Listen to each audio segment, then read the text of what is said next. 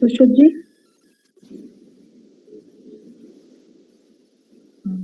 एक second.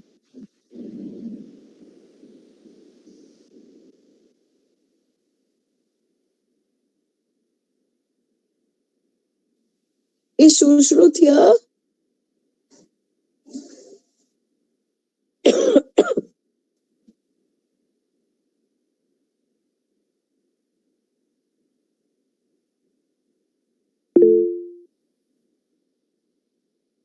Okay, am I audible now? Yeah, Sushruth, you are audible. Yes. So, Oh, the stage is yours. yeah, thank you. Just at last moment, my network acted up again and I could have Shashi. So it's back, thankfully, in time. I think it was waiting for Jitender's presence and it's back. A very warm welcome into all of you. And indeed need a warm welcome. It's getting colder. Very warm welcome to the Transgender Cell Queer Collective Samanvay series of talks in collaboration with Nazariya Foundation. Yesterday we had a wonderful beginning and we got a very good overview of a whole range of issues and subjects pertaining to queer, transgender, and a range of different identities which we otherwise, just collapse into one singular category or don't even understand that well. And a lot of you would already know Jitender from yesterday. Jitender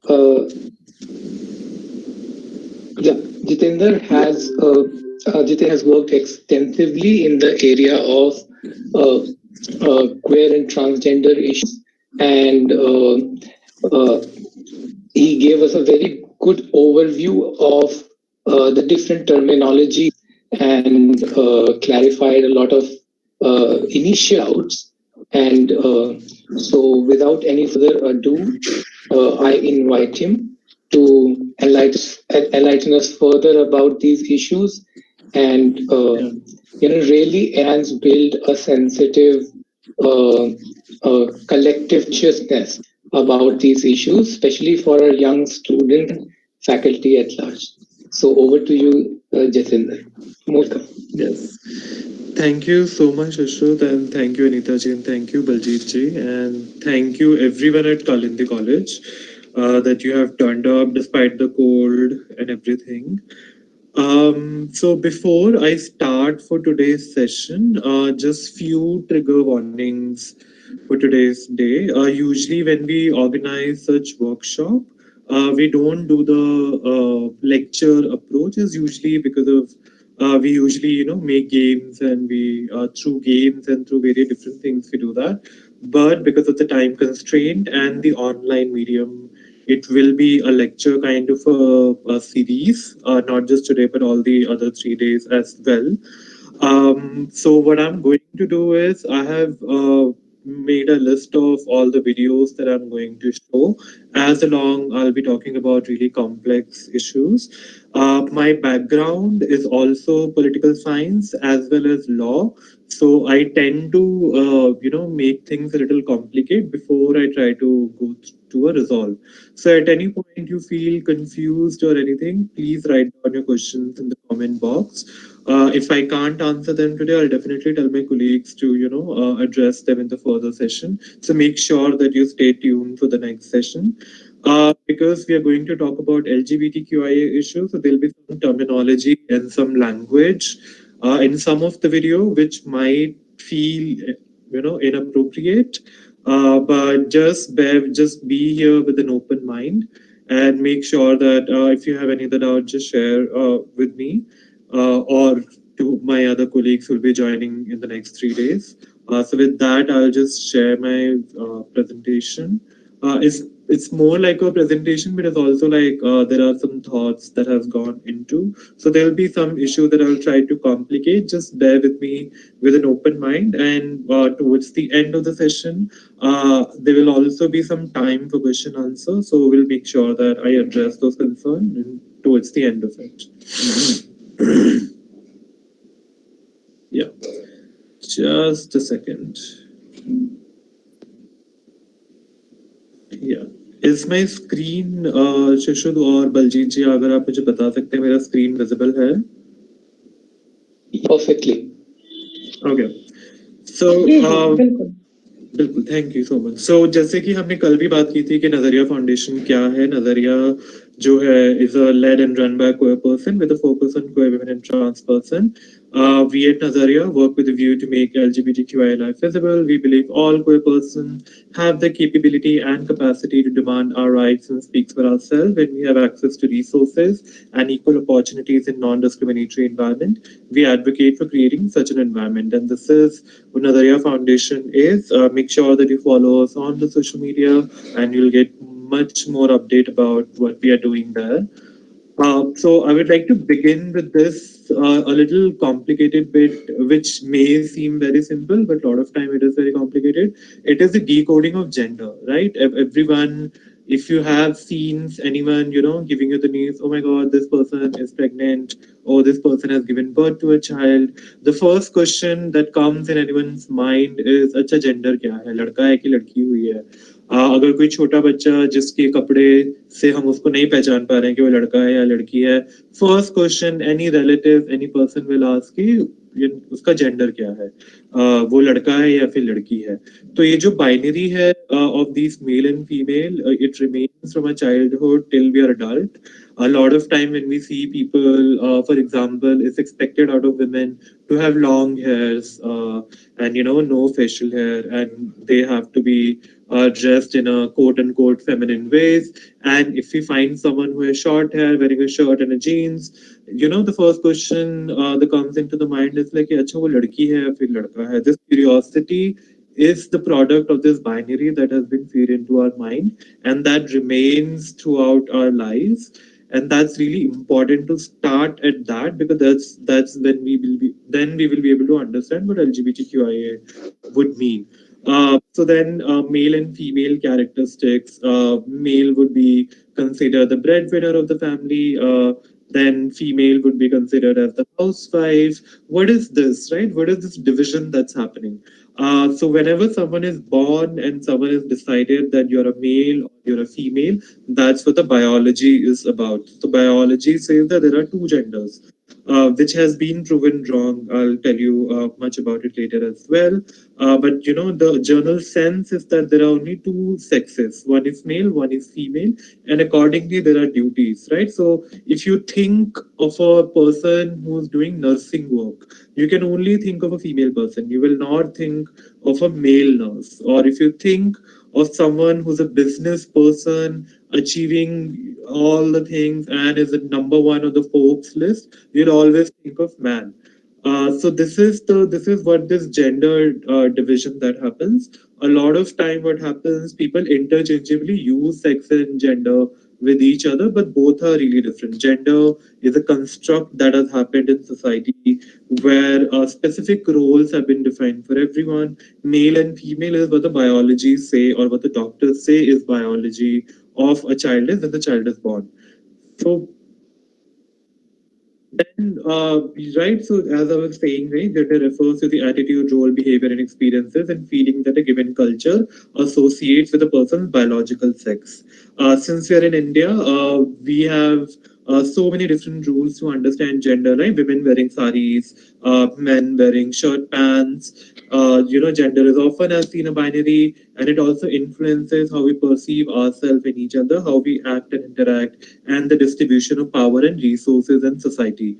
Right? That's why there is a lot of gender studies education happens, which talks about this power patriarchy that is there and how resources are developed. For example, in many families, son preference is really prevalent, where people would say that if a bahu or if a woman has a son, then she'll she'll get more respect in the family. So if she needs more power, she needs to bear a male child.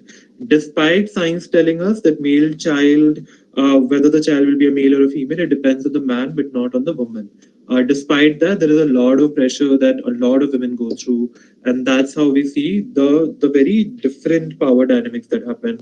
Women are not allowed to go outside. Women are not given certain ideas. Women are not given certain opportunities, and this is the division that's already been established. Right? We haven't even reached to the LGBT. We are still at the level of very basic gender difference.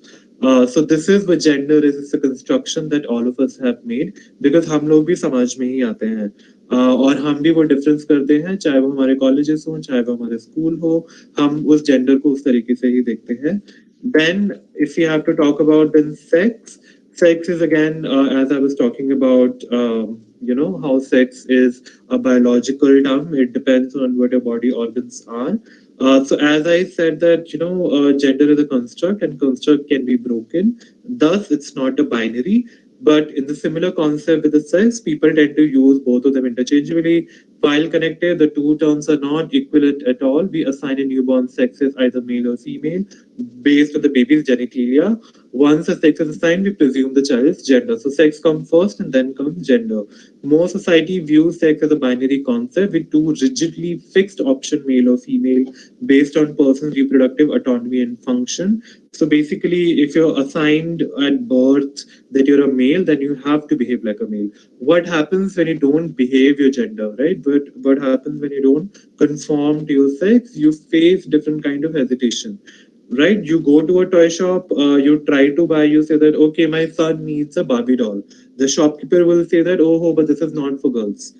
Sorry, this is not for boys. You can buy a truck, you can buy the small gun, you can buy all these toys, you can buy all these cars that are there, right? From toys to you go to a clothing store, you'll see the male section is different, the female section is different. Try buying clothes from the other section, especially if you're a male assigned at birth person. Try buying clothes from the women's section, you'll get a lot of eyes, right? So it's not just that I am saying it that there is a difference that happens. Whoever crosses these boundaries of male and female sort of get these quote unquote punishment from the society. These happens in real life as well. Many of us might have even experienced it as well. And this is the difference. Just like gender, sex is also not a binary. So with that, I'll just play, and I'll keep playing small snippet video about sex and gender. So I'll start with this gender identity small video. Let me know. Okay, I think this will be audible. And I want you to pay really good attention what exactly is happening here. It will help you to understand, decode gender, and also like decoding what the various gender identities are. All right, folks, here we go. A romaine and kale salad with avocado, cucumber, shishito peppers, and 4 kinds of cheese. Sprinkled in balsamic straight from Italy. Wow! In my day, salads only had 2 ingredients. A rock-hard wedge of iceberg lettuce and a stinky old dried-up tomato. Sorry, guys. I'm gonna have to eat fast. Alex is stopping by in a few minutes to work on a robotics project. Alex? Is that the girl with that weird dog? Or the boy with the hat with the wings that flap? No, Uncle Jay. This is Alex. Oh, okay. I remember. A very nice young... Come to think of it, well, is Alex a boy or a girl? Actually, Alex doesn't define themselves as boy or girl. What else is there? Back in your day, most people understood the world in terms of just boys and girls.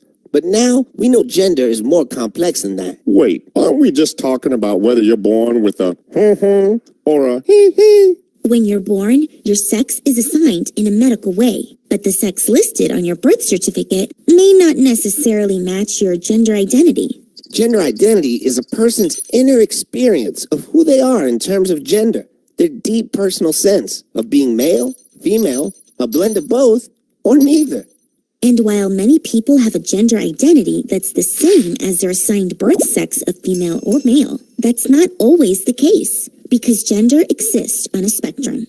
Like transgender, which means a person whose gender identity is not consistent with their assigned birth sex. Non-binary, which means a person whose identity doesn't fall in the category of either male or female. And genderqueer or gender fluid, which means a person who does not identify themselves as having a specific gender at all. Does gender identity have to do with being straight or gay? Actually, no. Gender identity has to do with the way you feel about yourself, while sexual orientation is based on the way you feel toward others, the people you may or may not be attracted to. You know, I really like Alex, and I can tell they're a good friend to you. But I'm still pretty confused about all of this. That's okay. You don't have to fully understand someone to respect them. To start, try not to make any assumptions about a person's gender, and use the name and pronouns that they ask you to. Above all, be a friend or ally for people of all gender identities. That's right, Mom. Oh, Alex is here. Come on in. Hey, everyone. Oh, hey, Alex. Care for some salad? The balsamic's right from Italy, you know. Right, so as we see in this particular video, I'll just...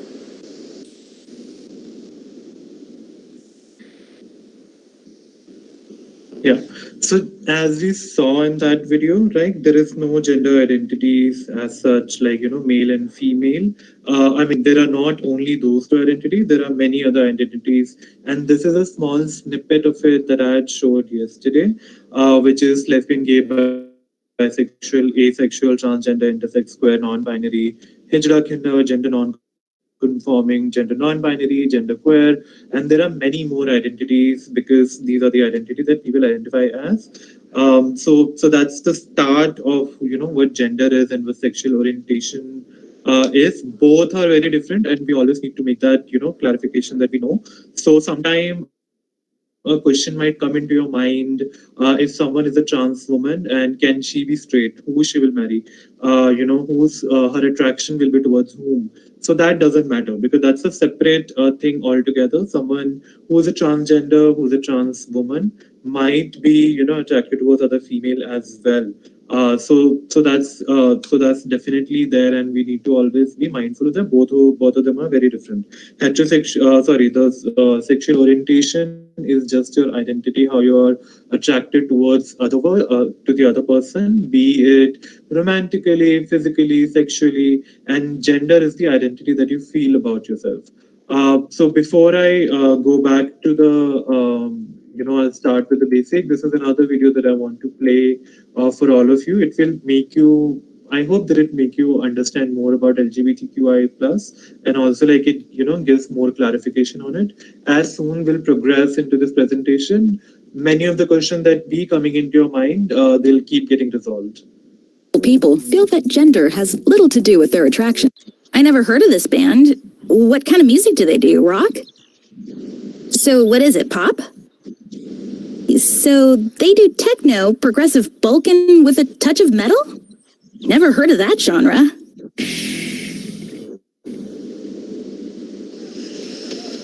Sexual orientation describes who you are attracted to, may fall in love with, and may have a sexual relationship with. Everyone has a sexual orientation, and there are different words to describe different sexual orientations. Many people are familiar with terms like heterosexual, gay, lesbian, and bisexual. But those aren't the only sexual orientations out there. For example, some people identify as pansexual, which means they are attracted to people of all genders. Many pansexual people feel that gender has little to do with their attractions. In other words, they are attracted to a person, not to that person's gender. Some people are asexual, sometimes called ace. Asexual people feel little or no sexual attraction to other people and have little or no interest in having sex or engaging in sexual behaviors. Many asexual people still feel romantic attraction. They feel love and affection, but may not feel sexual attraction. Demisexual people only feel sexual attraction when they have a strong romantic or emotional connection with a person. These are just some of the labels people use to describe their sexual orientation. Some people don't like to use labels at all, and that's okay too. There are many other terms out there to describe the... Yeah.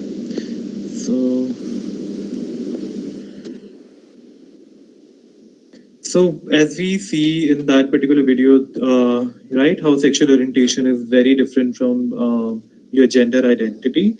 The most people get confused, and many of them, most people get confused with the idea of transgender and what is transgender would mean, especially in Indian context, because we already have an idea of the third gender, which is Hijra community that we see very often in our localities, and we'll talk about it more in details. But first, the basics are there, like LGBT. I'll start with the lesbian, and G stands for gay.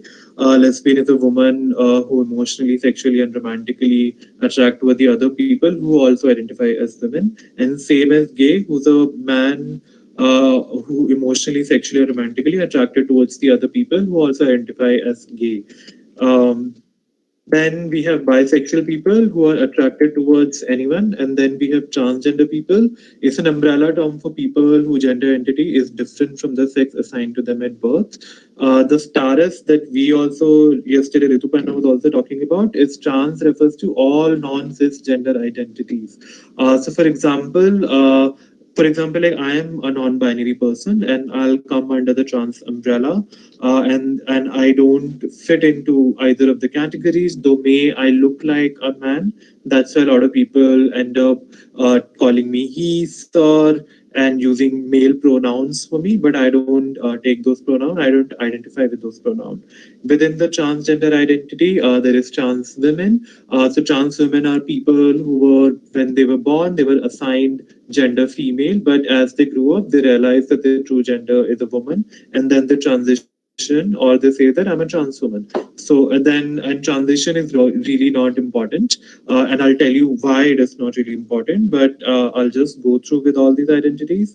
The trans man is also someone who was born and assigned female, but when the person grows up, they realize their true self, and they say that we are men or trans men. Then gender non-conforming, who don't conform with the social structure of gender or whatever the gender tells them to. These are gender non-conforming people. Then there is gender queer, gender non-binary people, and the list goes on. And I would encourage everyone to go back and do a little bit of study, like how many more identities that are there. Many of us who are sitting on this call might also come under LGBTQIA spectrum. So I am also not assuming that everyone is heterosexual or cisgender here in this group as well. Then the thing that I talked about, that why transition really doesn't matter, because transitioning into another gender is one's choice, and which is impacted by a lot of other factors. It takes into financial condition, someone's social condition, someone's family conditions, and whether they have a supportive network or not, whether they can afford getting these surgeries and transition. So we really don't want to put a label on someone by saying that you need to transition, only then we will call you a woman. So if someone says that if I today say that, okay, my name is Jitinder, I was born as a male, or I sort of assigned a male when I was born, but I identify as a woman. So the good idea would be everyone to consider me and treat me as a woman, because I'm saying that I feel like a woman, and this is the identity I identify the most. And that's the crux of being a true transgender ally, which yesterday some of the questions were about, like how to be a good ally, is by start making or start giving people some sort of respect. And I think if you start from there, just consider everyone or the other people and treat them as humans. I think that's the first step to be a good ally. Then we have queer, as I said, that is also an umbrella term which does not identify for all the people who do not identify themselves as heteronormative. Heteronormative is a heavy term, right? Heteronormative means it is combines of two terms, heterosexual and normative. So people who are heterosexual and believe in the norms the society have given them are heteronormative. So whoever doesn't believe in these rules come under queer. Historically, it was a derogatory term, but now LGBT community has claimed it. Another very common identity that has been confused a lot of time into the they're confused a lot of time as transgender. It's the intersex identity. Intersex variations are difference in reproductive parts and or secondary sexual characteristics and variation invisible to the eye, such as chromosomal and hormonal difference. Human bodies have many variants, and these could be at multiple levels. So it is in fact incorrect to talk in an absolute standard of normal for the male or the female body. What does it mean? It means that a lot of people who are born, as intersex, or we really don't know. I read the study where it was said that around 1,000 children who are born, there is one intersex. So many of us who are sitting on this call, some of us can also be intersex, because how many of us have actually gone out and got the chromosomal test done to know that whether our DNA has XX or YX. So we really don't know. So there are no absolute terms. We choose to person with intersex variation as against intersex condition to emphasize variation in bodies without pathologizing them. So there are so many variations, right? There are no fixed list of variation that will happen. Some people might have both the physical organs that can be seen through the eyes. Some people have only one organ but another organ missing. So there are variation that goes on, and the list is very long. And so instead of focusing on that list, the idea is to understand that not everyone born only as male and female, there are people intersex as well. So what is the major problem that happens with the intersex population is that when intersex children are born, when doctors see that, oh my God, this child has two genders and we don't know whether this child is a male or a female, we don't know what to do. So immediately they inform the parents and they, perform surgeries on the children when they can't even give consent to that surgery, and then they ended up having surgery and force them into either male or female.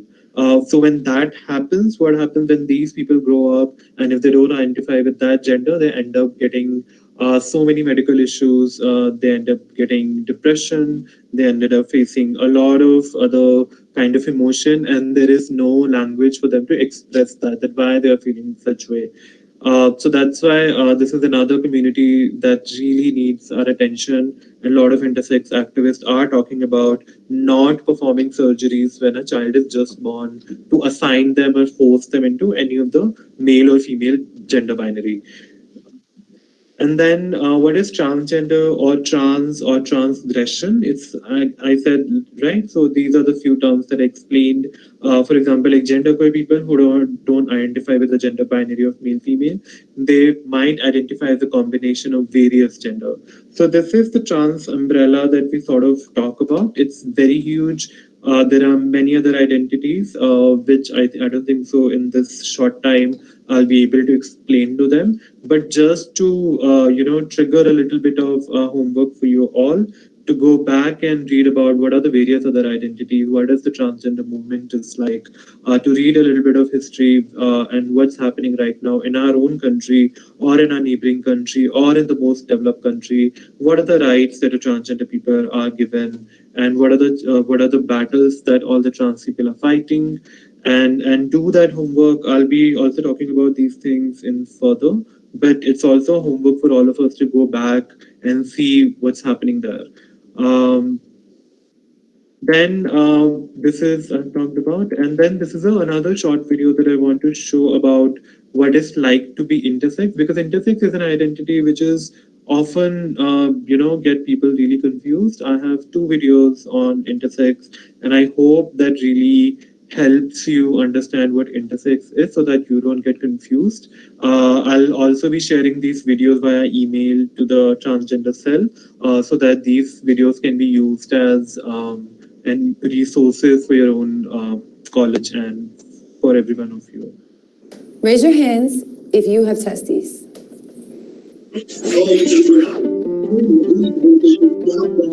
I'm Pigeon. I'm Alice. I'm Emily. I'm Cypher. And we are Intersexy. Intersex describes a person who doesn't fit the typical definition of male or female. I have XY chromosomes, but typical female genitalia. I'm a girl who has testes and XY chromosomes. I identify as a queer, gender nonconforming intersex person. I identify as a Black intersex man. Intersex is not new. It's been around since the beginning of human existence. I mean, there's probably even intersex dinosaurs, if you think about it. Transgender has to deal with your gender identity, whereas intersex has to deal with your biological characteristics. Often, intersex people get surgeries that they don't want, and transgender people have to fight for surgeries that they do want. They gave my mom the excuse that the internal testes were cancerous, that I would develop cancer. They didn't even come up with an excuse, basically, in terms of a health-related reason. They instead just said it was about the appearance. A lot of doctors are very uncomfortable with the idea that I have testes, and they're still trying to get them removed, but I'm perfectly healthy and there's nothing wrong with them. They did a surgery to remove my testes and told my parents to take me home and just raise me as a girl, and I didn't find out about it myself until I was 12. There aren't a lot of options, or medical providers don't explore other options.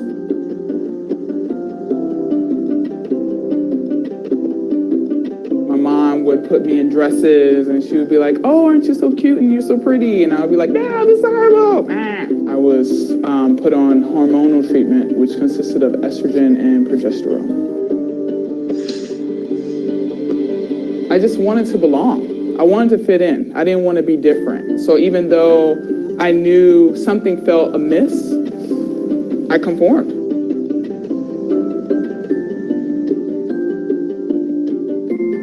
He was very condescending. He was like, "You intersex activists don't know what you're talking about."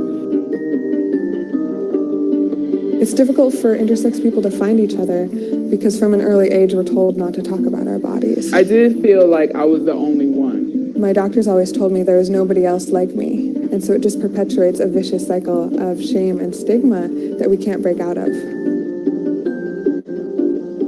I would tell another intersex person that you are worthy, you are lovable. Your body is beautiful. You're beautiful. Intersex people don't need to be fixed. There's nothing wrong with them. I know you feel like you might not be able to get through this. I know you might have really dark thoughts, but I want you to know that meeting other intersex people and finding a community or a support group can be one of the most important aspects in your healing process. And we're out there. We're out here. We're here. And I just hope you can find us.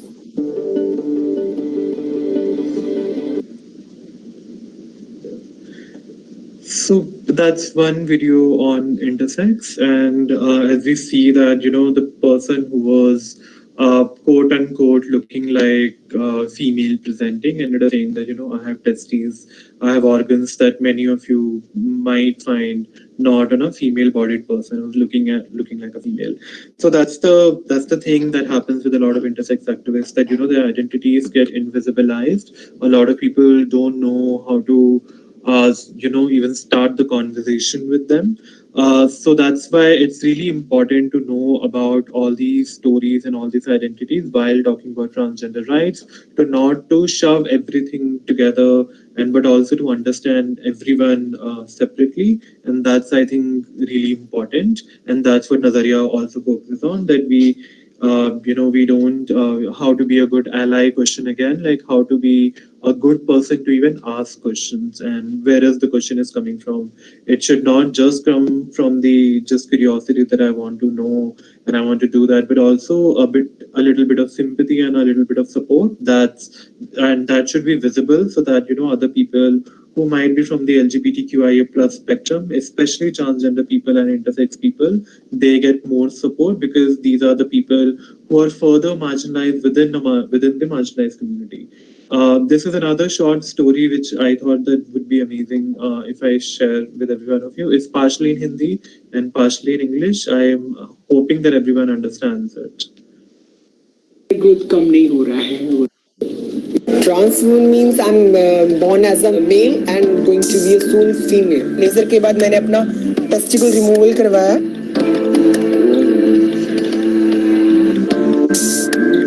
मैं ये dress up एक बार dance के लिए कर रही हूँ कि मुझे बहुत तकलीफ होती कि स्ट्रगलिंग लाइफ में कि मतलब मुंबई की सिटी में हमको रहना है, बहुत एक्सपेंसिव है मुंबई की सिटी.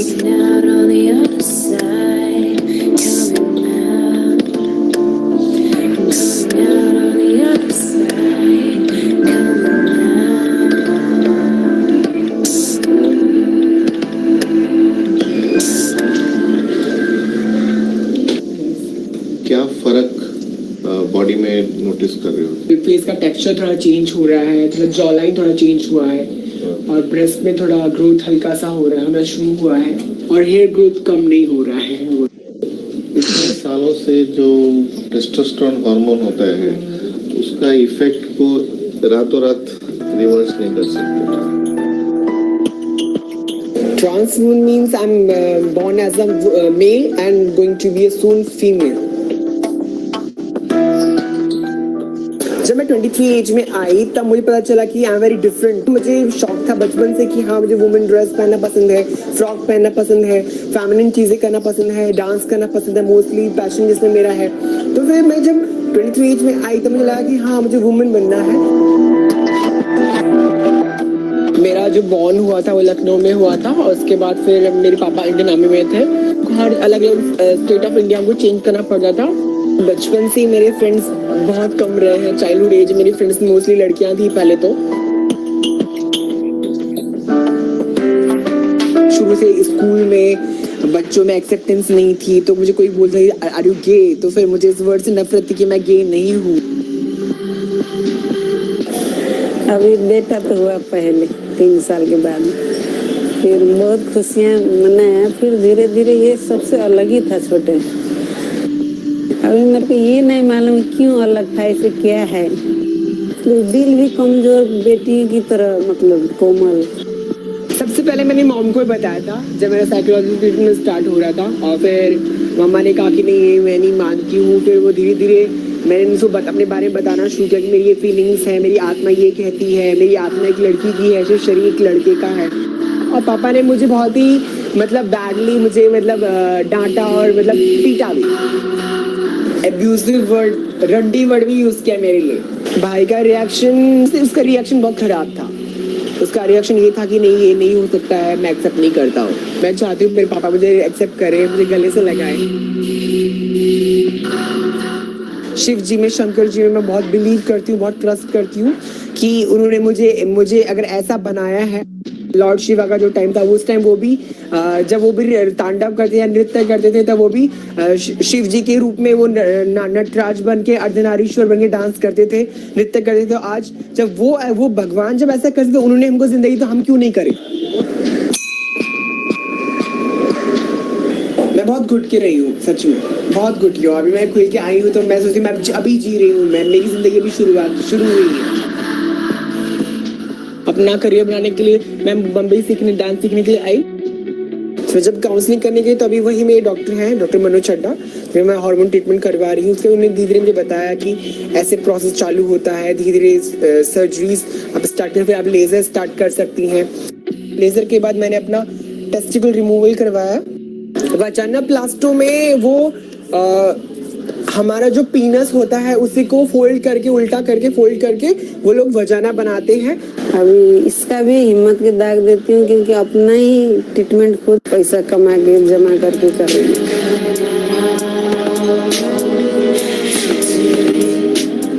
डांस मेरा पैशन है, मैं डांस के बिना नहीं रह सकती हूँ।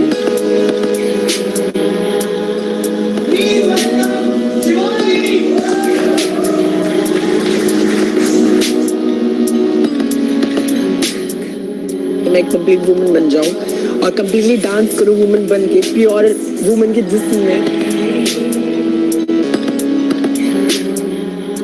सभी एक्सेप्ट करें क्योंकि इन लोग भी अंदर से दुखी होते हैं, प्रॉब्लम होता है।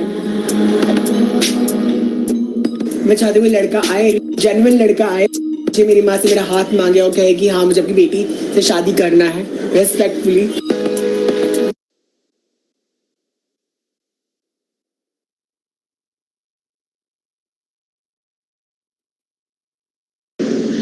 तो जैसे हमने उसमें देखा, जैसे हमने कल भी बात की थी, वो जरूरी था शिवाली की स्टोरी दिखाना यहाँ पे भी, so that people get to know about and there are many other stories. Shivali is one of the very few who has managed to get the surgery done. There are many difficulties that people are still fighting for it. And there are, for example, people really want to talk about, how surgery should be affordable, they should be under health insurance.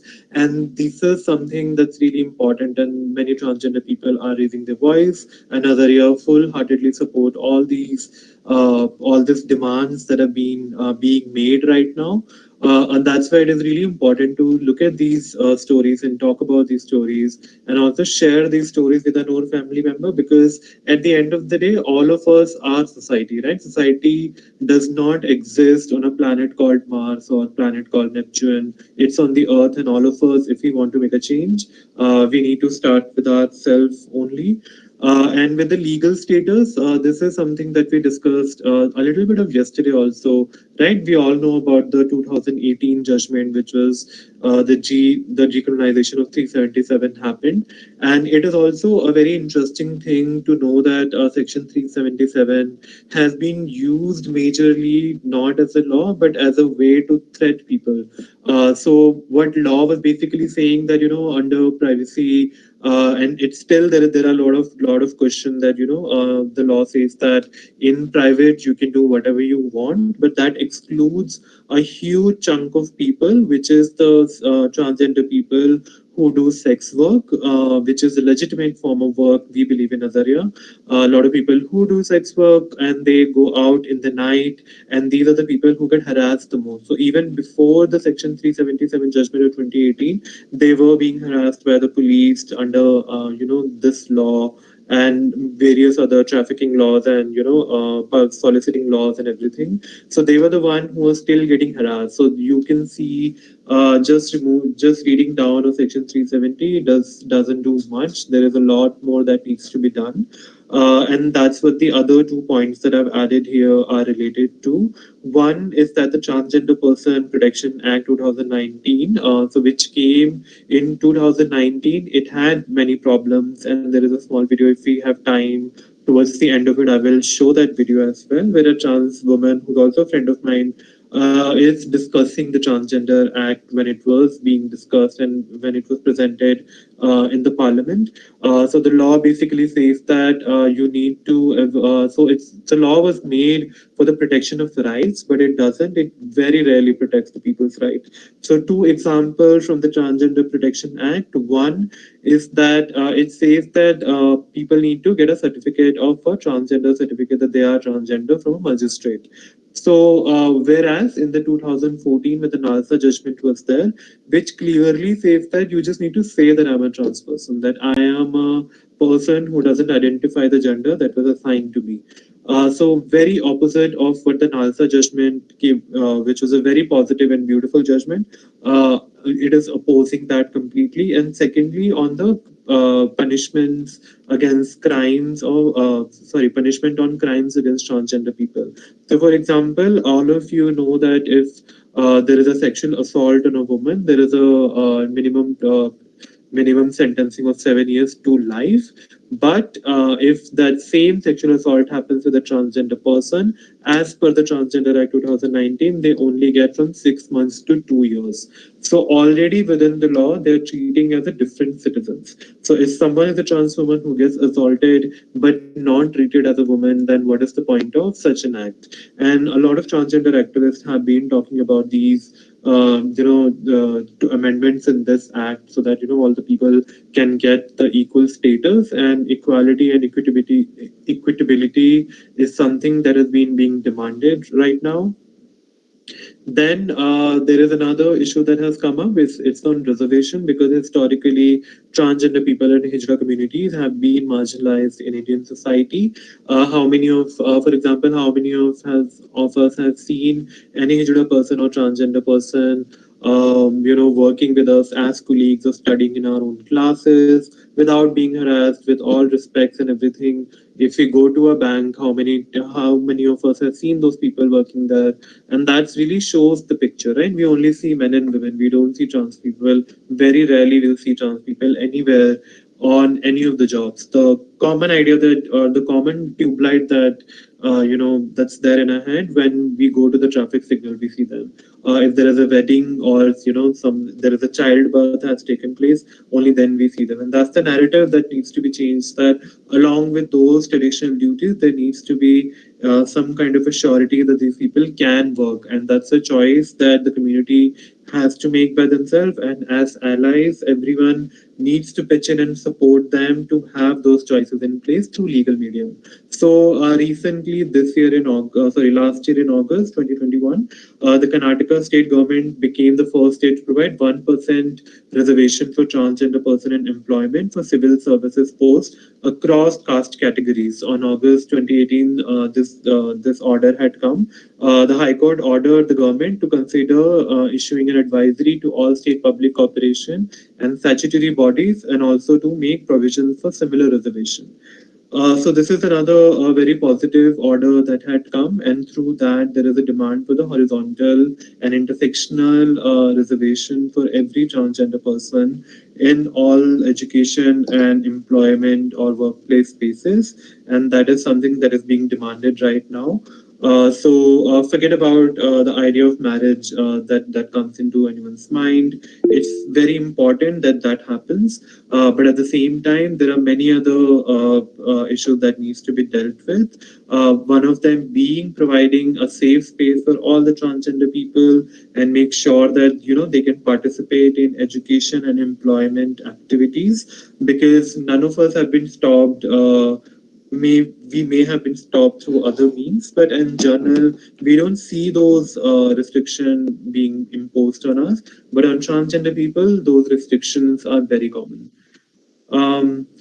With this, a little bit of history that I wanted to show this video, but I'll set this video separately because I'm also looking at the time. And I'll share this video as a resource for the transgender cell, and you can have a look. This video is a little dated. It was made in 2017. It basically talks about, what the history has been for the transgender people. So this is another small short video that I'll play, and I'll play to a very small bit, which is important because there is a person, transgender activist, who was explaining the issues with the transgender people. And there is another reason that I'm going to play this video, and I'll explain that later. Press the bell icon on the YouTube app to never miss a video from News Laundry. Hello, I am Ray, and I'm going to talk to you about the transgender bill. But before we get into that, if you're looking at your screen and wondering how to address me, well, I am a she. So fit this line in your head. She is going to explain the transgender bill to me today. Cool? Cool. This line is really important for two reasons. One, you must understand how I identify myself and address me that way. Two, as a trans person, I am going to tell you how I feel about this problematic bill passed by the government last month. Let's get right into it.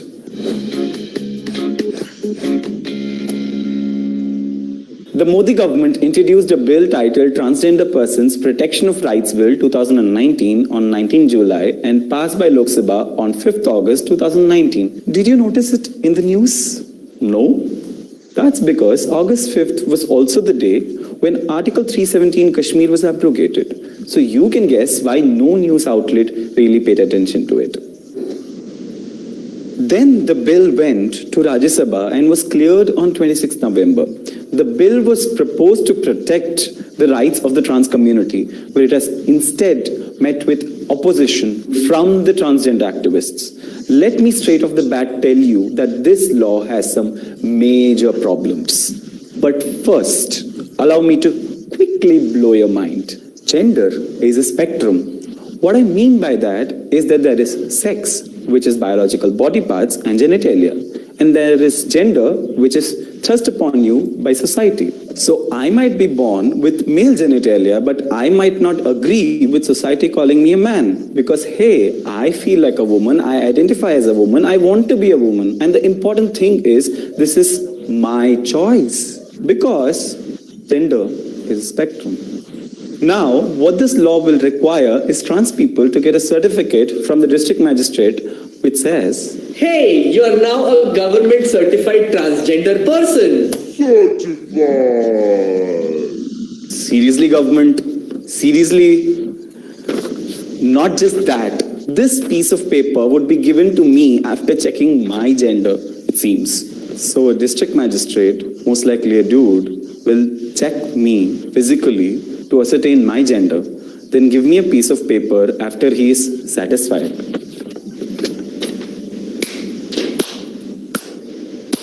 This bill does not see gender as a spectrum, but as a binary. They are saying you better be this or that. Another thing the bill attempts to do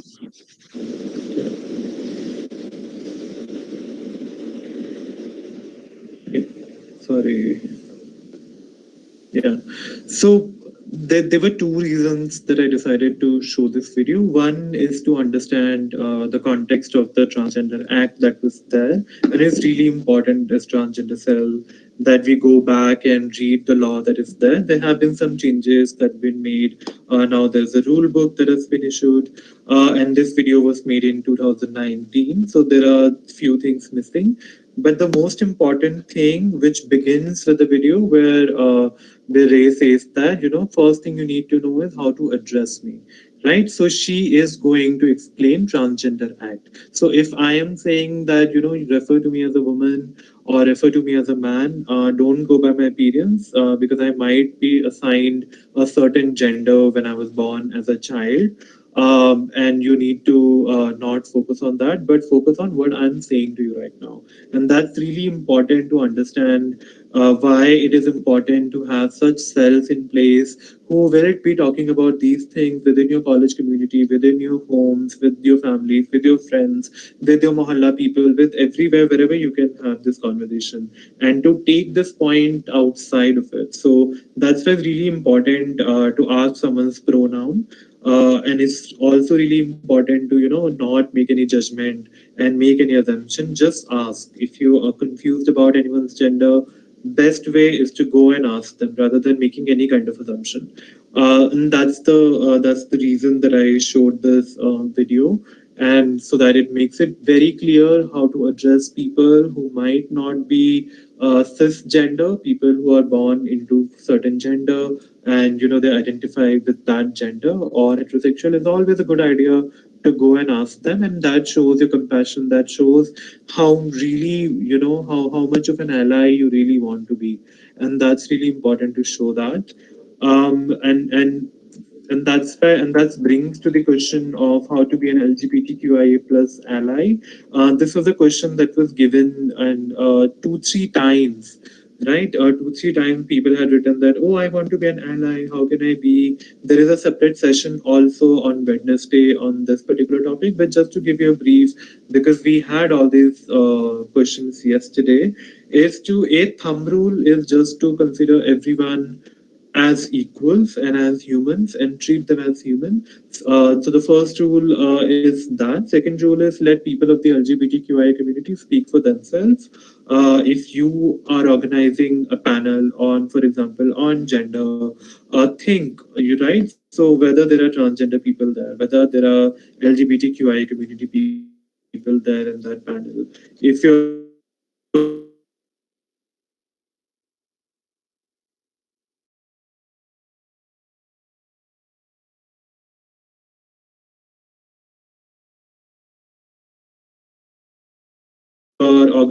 invite people, their foundation a space to talk about these, or transgender cell, or queer collective, to have that space. Make sure that that space is also being made out everywhere.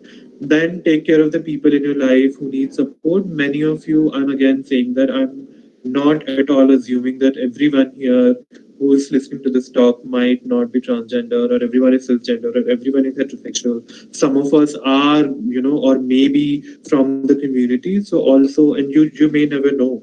So it's always a good idea to be open about your idea, to be visible, to support the community, because if you're a visible person who's saying, hey, I support LGBTQIA plus community, I support transgender people. So the friends who might not come out to their own families may come out to you and say that, hey, you can be my support system. So it's always important to do that, and also to learn about issues and important to the community. Right. For example, I shared that how horizontal reservation is being talked about. So read about it more, see what the community is doing, and make sure that you also show your support in some way. Encourage your families and your friends to be allies is really important, because as I keep saying, that Samaj doesn't exist anywhere else on some Mars or Neptune. It's here. All of us are also Samaj. All the 95 people or 100 people or whoever number of people who are listening to this talk or listening to me, we all of our we all make this Samaj, we all make a society. So it's important that we start the change from the within. And the next bit is how to be a trans ally. This is really important because a lot of time people don't know how to, where to go and what to know about if they want to support transgender people. So always start with gender identity is not sexual identity. Both are very different. As I kept saying that, always have that difference in your mind. Real name is a big no-no, right? So don't ask if you come across a trans person who say that, hi, my name is Pushpa, hi, my name is Ramesh. That's the name. You don't have to say that, no, but what was your name before? That's a really negative way to ask for it, or just assign them keep talking about the dead names.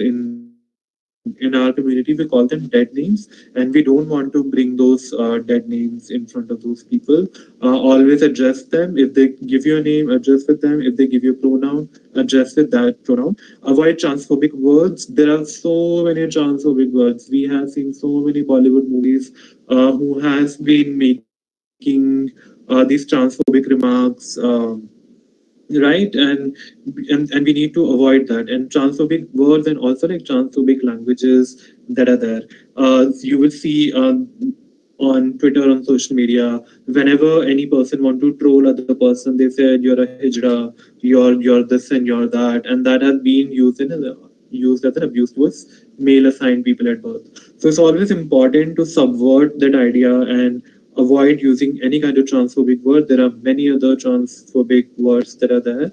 I encourage you to go to the internet, look for those words, and see how those words are being used in your own life on daily basis. Then also like coming out as an ally, showing support is really important. And the major and the big thing is just ask. If you have any question about anyone's gender identity, instead of assuming, just go and ask, hey, what are your pronouns, what do you identify as? It's completely okay. We're all still learning. There are so many things perfect, and it's completely okay to not to be perfect, but it's completely not okay to remain that, in that quote unquote unokay state. We just say that, oh my god, I don't understand why all of this happening. मेरे को कुछ फर्क नहीं पड़ता है इनसे. Then you're not being a good ally. You need to ask questions. You need to just be kind and have that respect. The same respect you will give to your friends, give that respect to the community people as well. And then horizontal reservation for transgender person, which is sort of like taking intersectionality forward. Intersectionality is also again a heavy word, which means that various people come from different location, be it caste, class, gender identity, sexual orientation, and many people might meet at a center point, and that's the intersectional approach. So that's why it's really important to provide them a holistic idea of reservation where transgender people get that right, be employed in certain spaces. There is some space made for them, and they would go and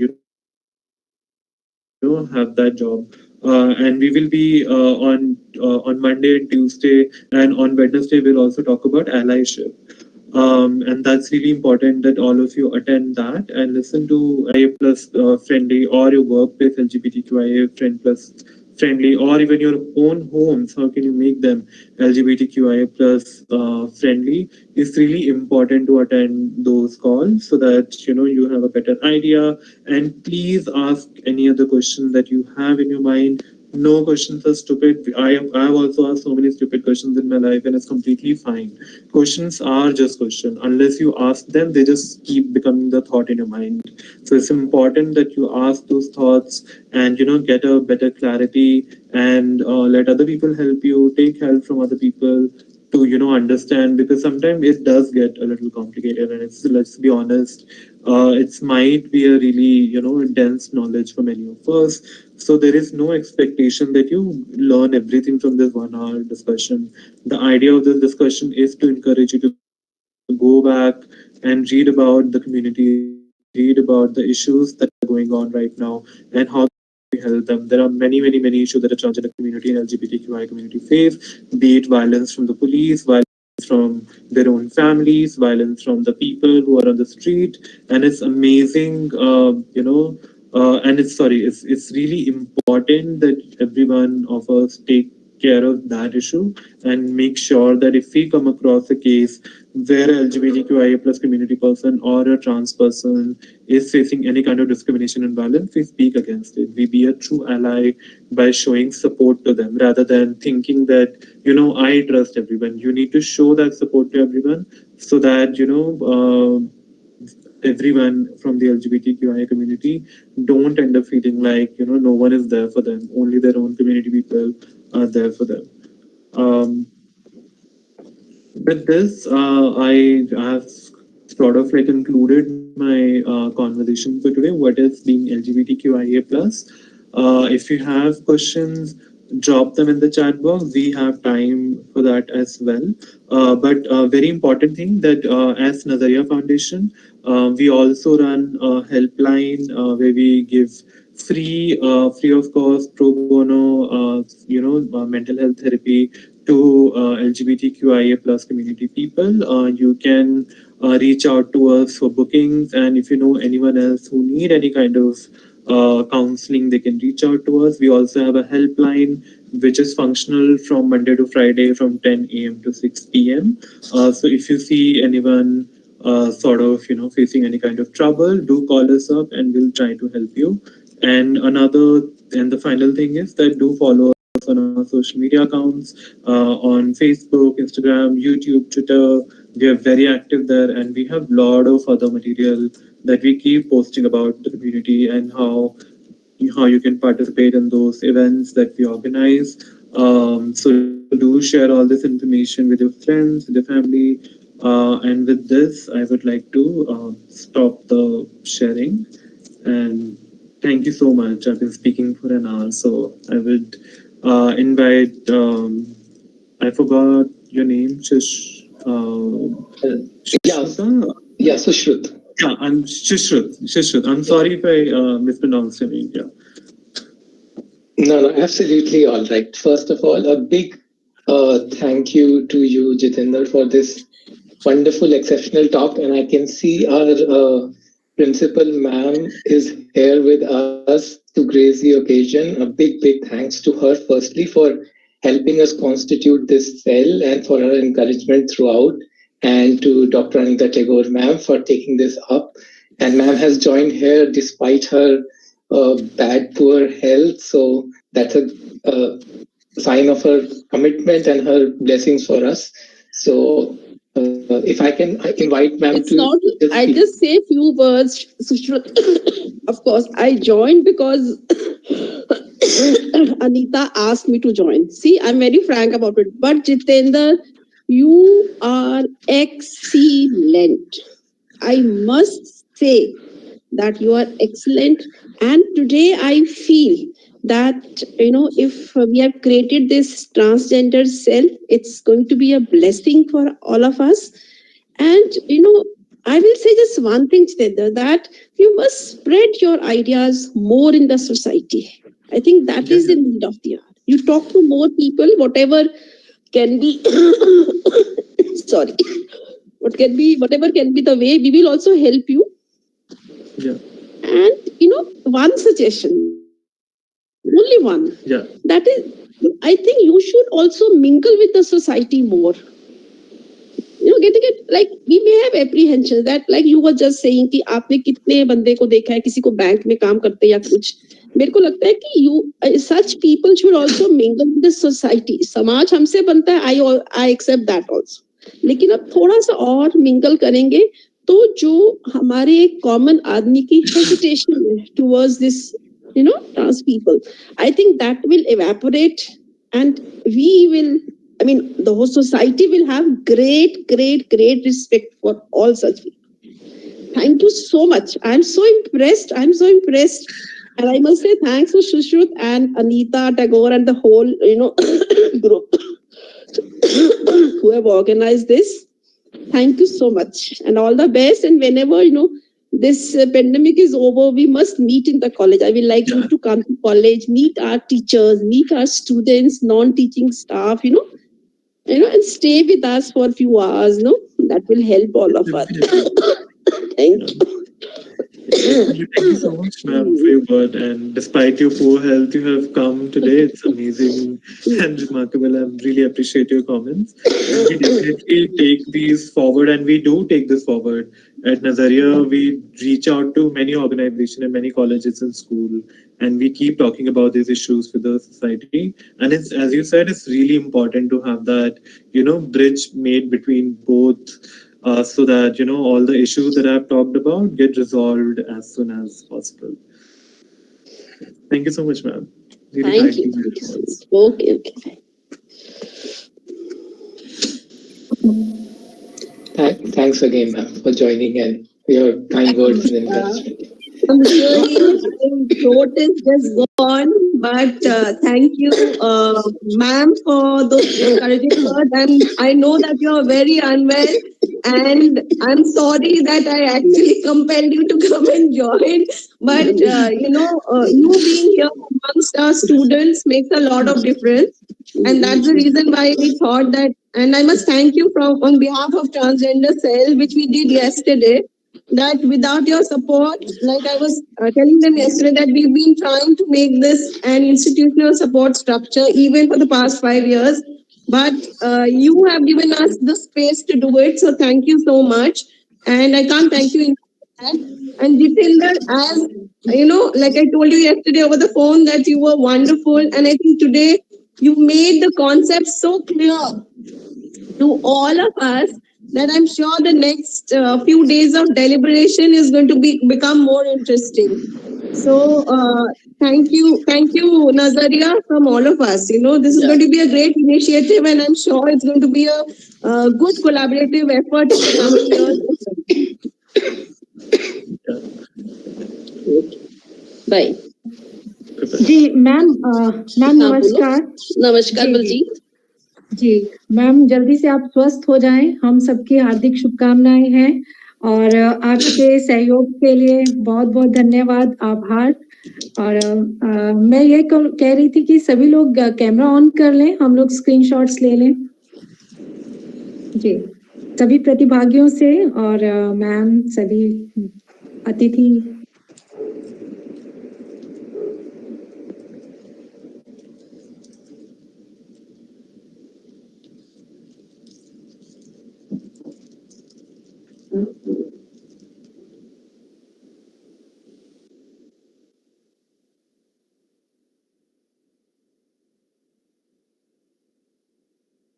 Thank you very much. I'm all done. You can turn off your cameras. Sushruth, I had something to say to Jitendra, if time permits. Yes, please. Sure, go ahead. Jitendra, first of all, I'll just introduce myself. I'm Sangeeta. I teach in political science department of this college. I must congratulate the Transgender Cell to have invited you. And your insights and your perceptions on this on today's topic was, I would say, to a very comprehensive, very holistic, and you gave a very clear idea to the students and the faculty. And once again, I congratulate you. And the timing is it's a mere coincidence. In fact, it's my pleasure that I want to let you know that one of my research article, forthcoming article, is being published in next month. It relates to this area. The topic is public policy discourse and sexual minorities, balancing democratic aspirations, political expediency, and moral rights. And I would definitely request you to, refer to this article also. One thing that comes to my mind, which I wanted to, just wanting your observations on this, is that there is always a kind of a dilemma among the sexual minorities to, balance the aspect of morality as well as their own individual aspirations. So, how do they overcome dilemma? How do you see the role of state in this, as to address their demands, their aspirations? This is one.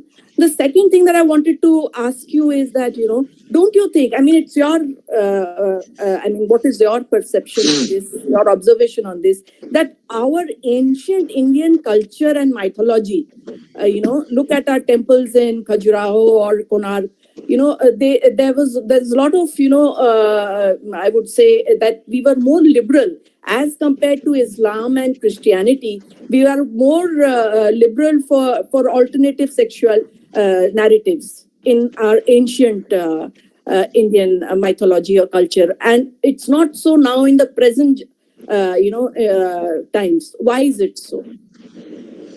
Yeah. Thank you so much for the two questions. And also there is one more question in the chat as well. So I'll just finish what they are asking and then I'll come back to your questions. So someone has asked in the chat that, how would person who's still questioning the gender identity will identify in public? See, identifying in public is which is also a question of coming out. It's a choice that one has to make for themselves. And this choice comes with a lot of baggage, lot of burden.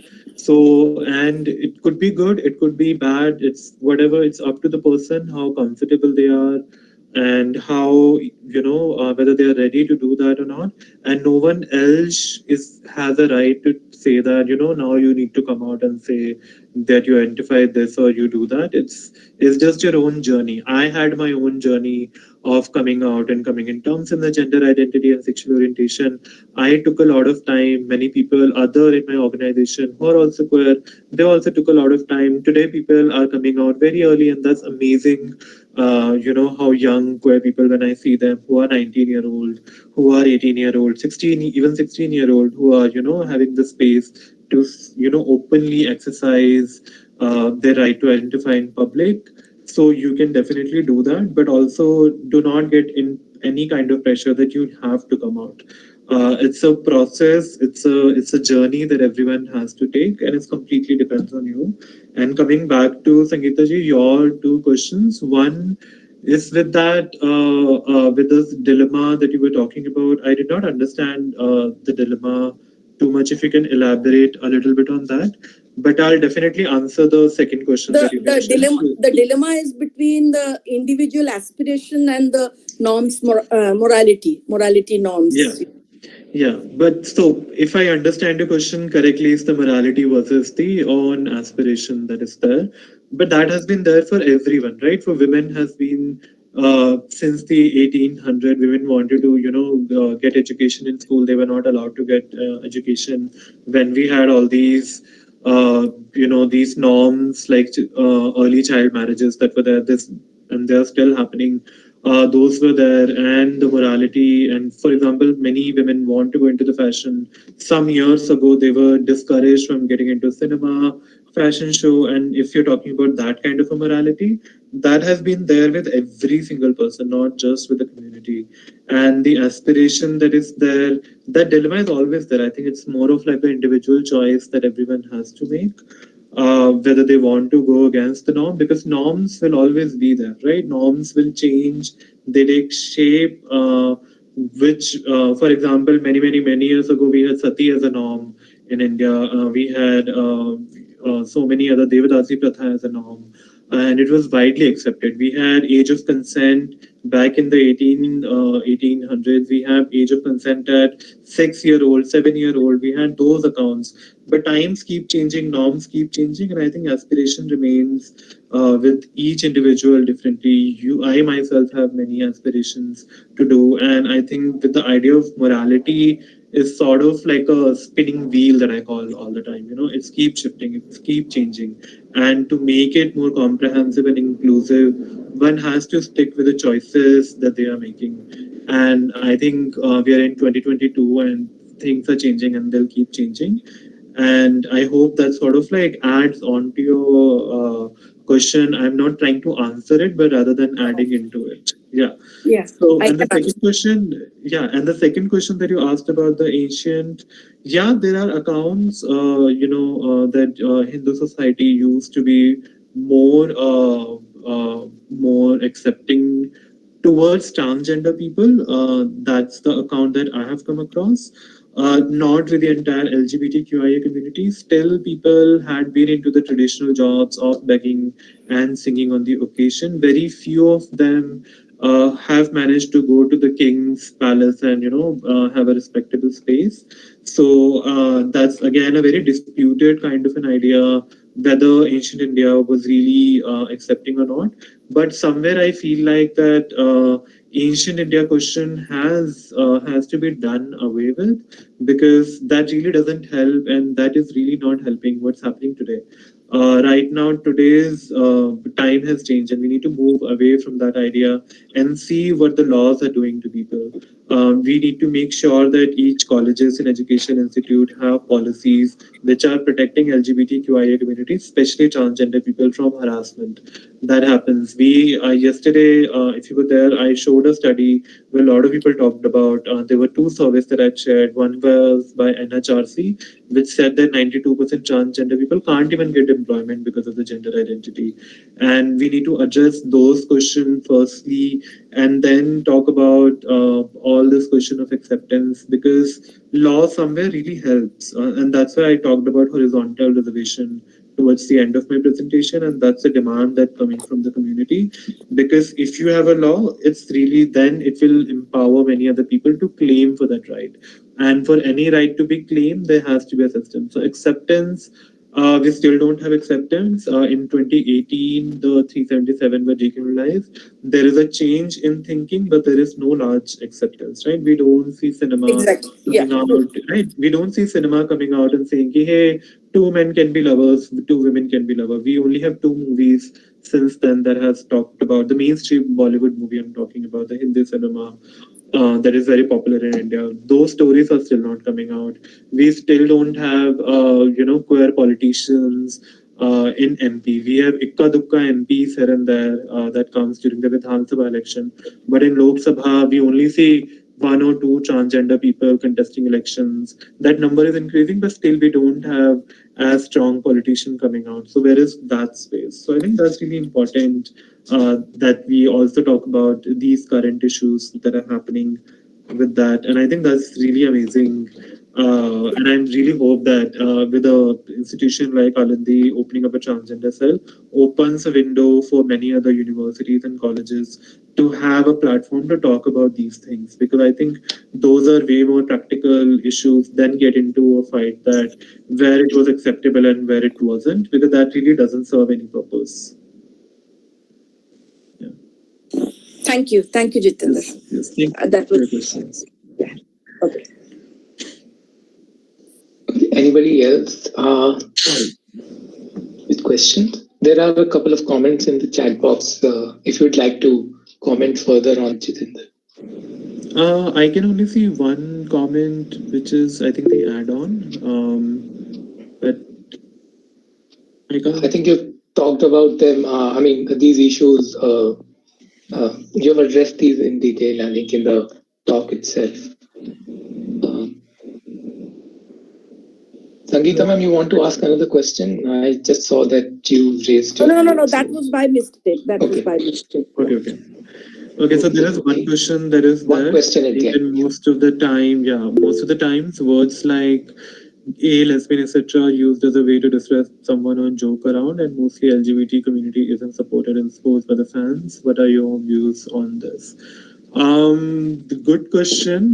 But as I was talking about the transphobic language, you need to ask yourself, like, how would you feel if these terms are used as abuses towards you?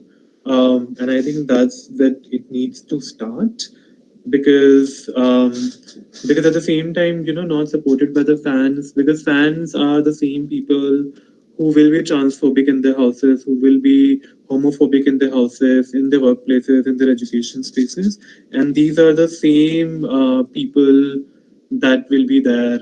So I think the fans really don't, I don't want to say matter, but I think they should not stop anyone from joining sports. So if people like sports, if they are from LGBTQ community, they can and they really should. And there are people. If you followed last Olympic, the first person, there was a trans woman who participated in powerlifting, weightlifting, and she was very much appreciated by the sports community. But fans still harassed her by saying that, oh, you can't be a weightlifter because you're a transgender woman, and that is there. So those conflicts are there. You need to decide for yourself which side are you going to take. Are you going to support this kind of a heckling that happens, or you're going to encourage the community from taking part in sports? Will you talk about new pronouns in any of the sessions? I don't know what new pronouns. If you can unmute yourself and talk about that. I'm not aware of new pronouns. I want to ask that it is difficult for a normal person to come out and even more difficult for public person to do so. How can a public person can overcome it? And even question is that they come considering the public image.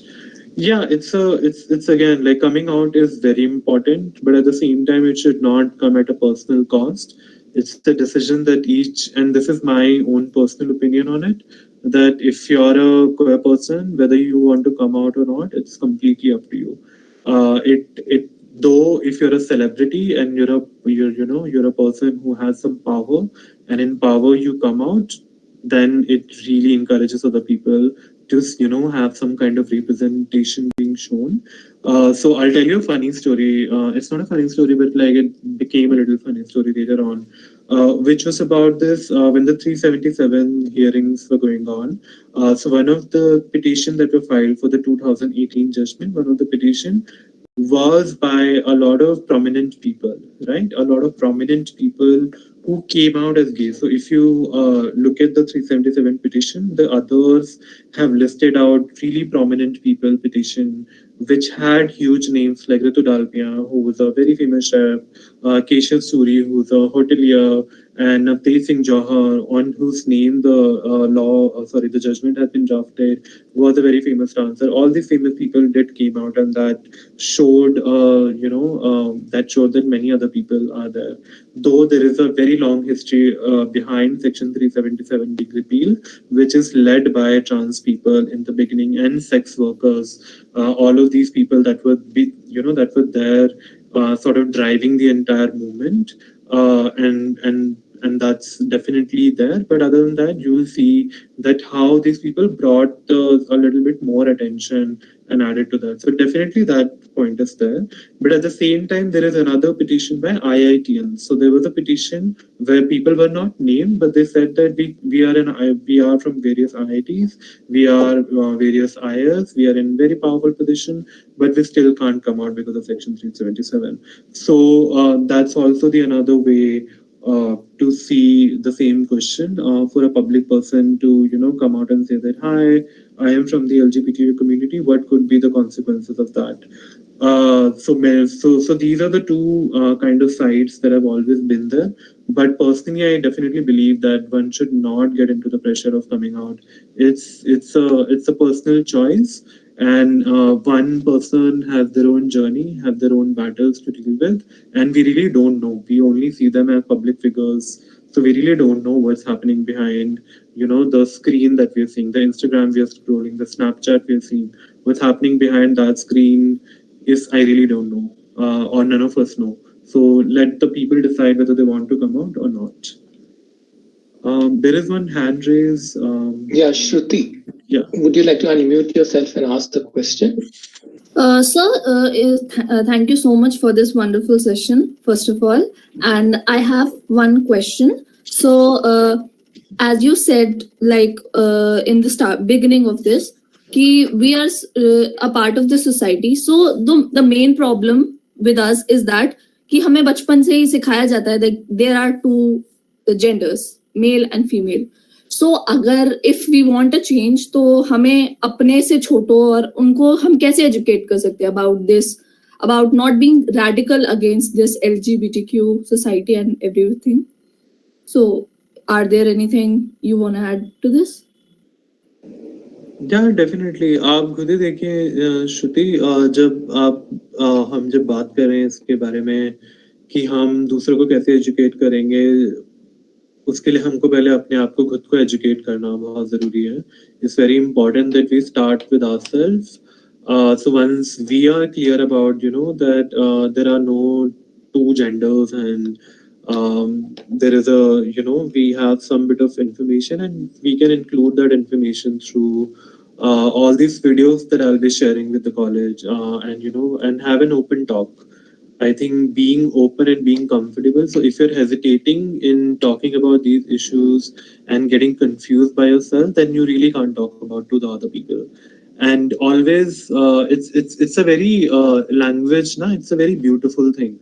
As a social science researcher, we have been taught to read between the lines and see how the language impacts. So every day you will see some kind of conversation happening within your own family where transphobic things have been said. So for example, अगर आपके कोई cousins हो गया, आपने अक्सर देखा होगा, अगर कोई cousin रोने लग गया, if he's a male cousin, everyone makes fun of him by saying कि अरे लड़की की तरह क्यों रो रहा है. So if you immediately corrected in that point कि लड़कियों जैसा रोना क्या होता है, right? Is there a definition written anywhere कि लड़की की तरह रोना कैसा होता है, लड़की की तरह रोना कैसा होता है? From there on, you can, see those, if you make those intervention, immediately you will see the thinking getting changed. If you don't do that, what will happen?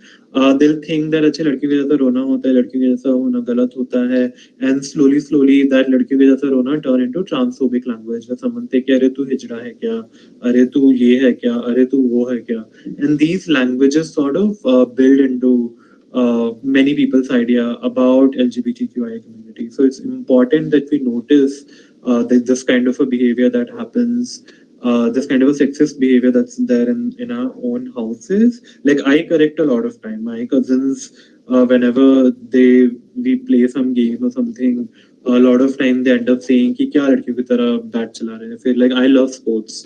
क्या लड़कियों की तरह जल्दी जल्दी क्यों नहीं खेलता है, देखो तो खेलना भी नहीं आता. So I immediately correct them कि tell me लड़कियों की तरह खेलना कैसा होता है, कौन से रूल्स लड़कियों वाले होते हैं, कौन से लड़कों वाले होते हैं. So I think when we start from there, I think that's really important. वो जो छोटा जो everyday conversation होती है, अगर हम वहाँ पे ही intervention करना शुरू कर देंगे, so I think that really helps into the larger sort of like a picture.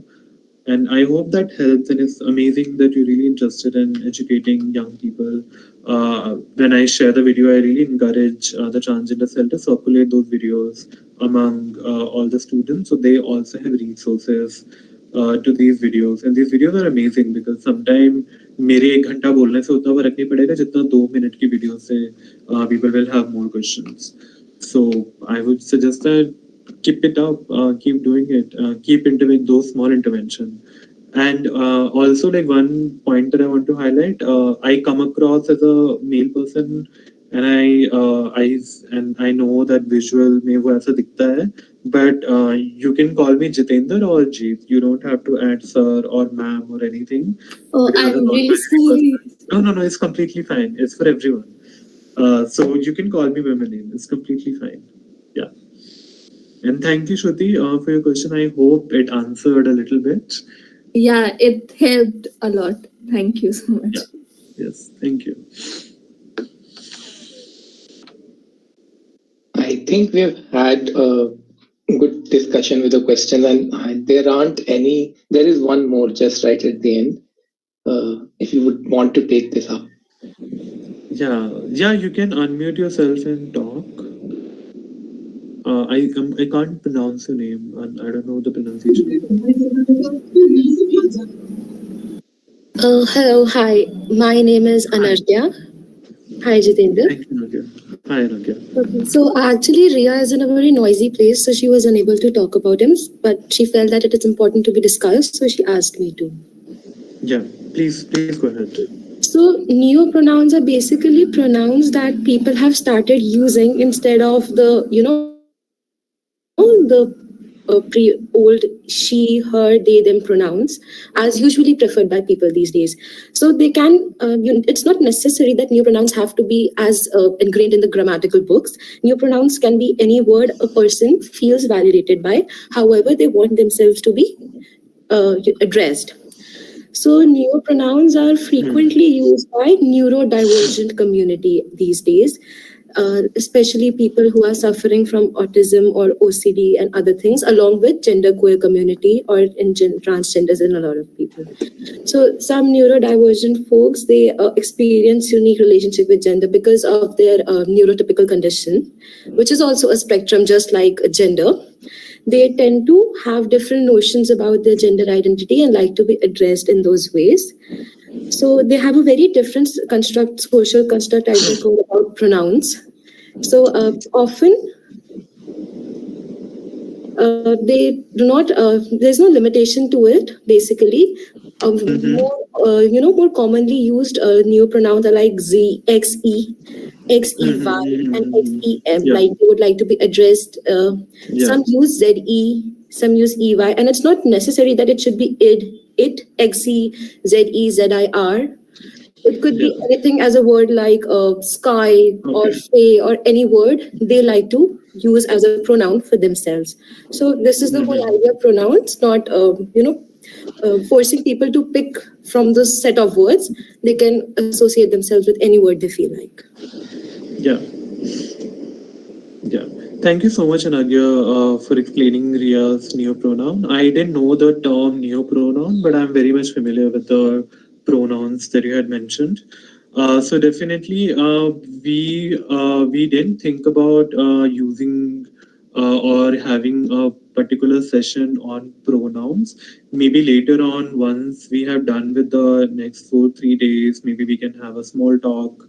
And maybe another year and Kalindi College can collaborate on one more session later on after these 3 sessions, where maybe we can have a conversation on these new pronouns and also their importance for the neurodivergent community and the autistic community and the people who are at the intersection of gender, sexual orientation, and various mental these identities like neurodivergent community. We can have a conversation on that.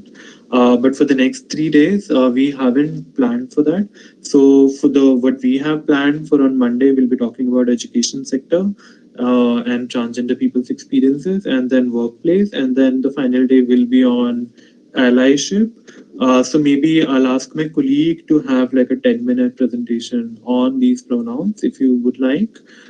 So we can definitely think about it, but there will be no proper full session on it because I think it will take some time for people to understand all these pronouns.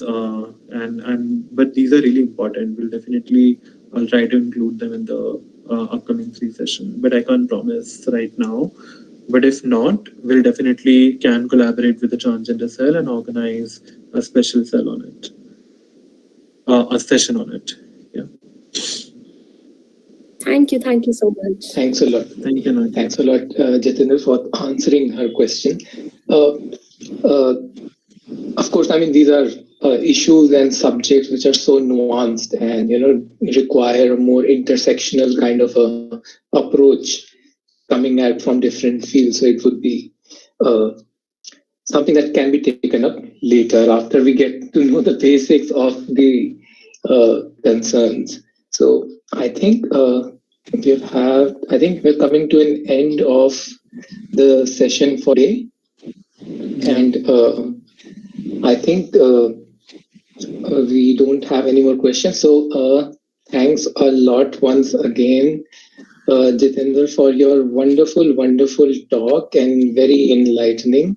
and going into so many terms, because language, as you have rightly explained to us, is a construct which we have to invest meaning into, just like, and the word queer itself is testimony to the fact.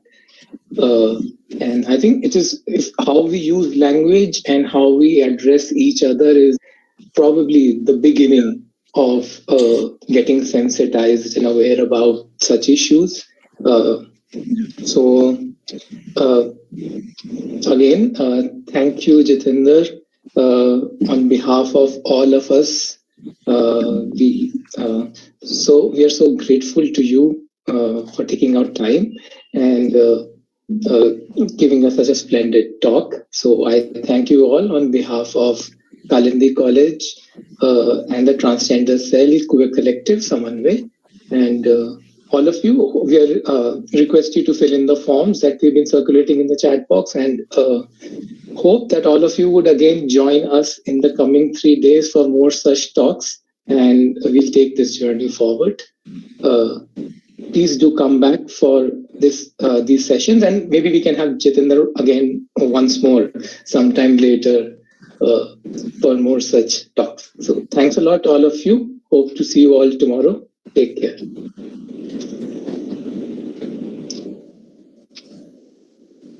Yes. Thank you. So tomorrow there will be another session, but it will be on Monday, Tuesday, and Wednesday. Tomorrow. Yeah, certainly. Yeah. All right. Thank you so much. See you. Take care. Thank you. धन्यवाद जी. Thank you.